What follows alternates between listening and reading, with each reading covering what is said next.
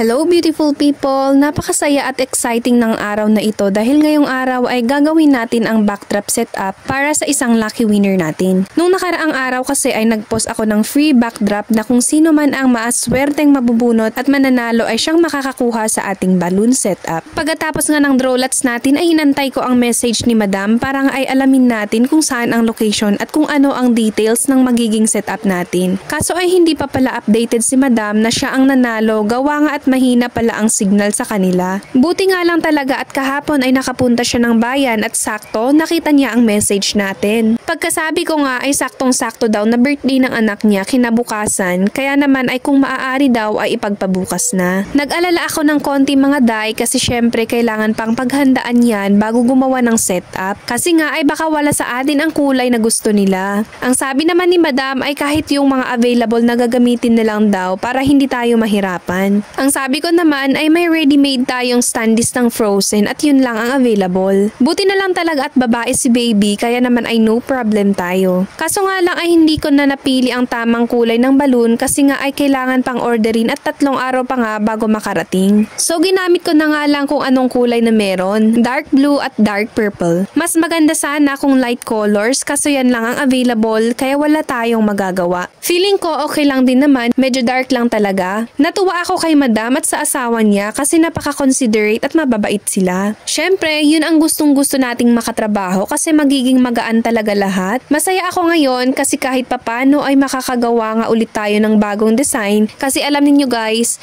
ilang araw na din na walang nag-i-inquire sa atin. Kung meron man ay outside Ifugao kaya naman ay tinatanggihan ko kasi hindi pa natin kaya. Bumiyahe ka ba naman ng malayong malayo tapos overloaded pa na tricycle ang gamit mo? Baka nagkapaltos na yung puwet mo, hindi ka pa nakakarating. Kung maaari lang talaga sana ay bakit hindi? Kahit malayo pa yan ay pupuntahan natin. Kahit gaano ko pa kagusto, kung hindi talaga pwede ay wala tayong magagawa. Kasi alam ninyo, gustong gusto ko talaga itong ginagawa ko. Basta ang saya lang talaga tapos kapag nga ginagawa natin ito, nakakapagod pero at the end of the day ay napaka-fulfilling sa pakiramdam. Kung maaari nga sana na aaraw-arawin ko ay go na go ako. Basta nga sana ay tuloy-tuloy ang biyaya na mabigyan tayo ng maraming mababait na clients. Sa pagpo-post naman natin about sa free backdrop ay syempre umasa ako na maraming magko-comment nga dito sa post natin. Pero gulat ako mga besh ha, kasi 23 lang ang nag-comment. Ay Diyos ko, ano ba? Ayaw nyo ba ng libre? Ako gustong gusto ko ng libre mga besh. Syempre sino ba naman tayo para tumanggi sa grasya, diba? Char. Pero sabi ng iba ay na-late daw nila nakita ang post ko kaya naman ay may mga nahuli na ding nag-message sa messenger. Pero kako nga ay abangan na lang nila ang susunod. So better luck next time mga sis. Hindi ko nga lang alam kung kailan ulit kasi kinukulang tayo sa pondo.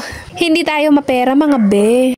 Hay nako, abangan nyo na lang kapag ka nakaluwag-luwag na tayo. Sige, pagbibigyan ko kayo. At ayan na nga, bali ang peg ni Madam nga ay Frozen. So wala tayong magagawa. Your wish is my command. Wow, kaninong linya yan ha? Dahil nga Frozen ang tema ng design natin ay G na G tayo. Dahil may ready-made ako niyan mga be. Ay syempre, aayawan ko pa ba? Mas okay na din kaysa magkandahirap pa ako sa paggawa. Ang ginawa ko na lang ay styro cutout ni baby. Happy birthday to you baby Zoe. Ngayong month of September ay may bago tayong promo discount at dito nga ay ipoprovide na namin lahat ng gamit sa balloons, tela, wood panel, carpet, letterings at syempre itong standees natin. Pati na din po syempre ang transportation ng mga gamit. Grabe hang discount na yan mga B, kaya please wag na kayong magreklamo. Maawa kayo sa akin. Wala na ho tayong labor pay dyan. Labor pay na lang ang meron. Mapapa oh my god ka na lang talaga. Hay Diyos ko, kahirap ng life. So ayun na nga, final retouch na ng setup natin. And after a million seconds,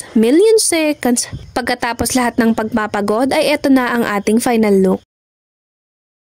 O diba, benga! Para laging updated sa ating video, mag-follow lamang sa ating profile. Huwag din kalimutang mag-share para maibahagi sa iba ang ating video. Ito lamang po, kita-kits sa ating susunod na video. Bye!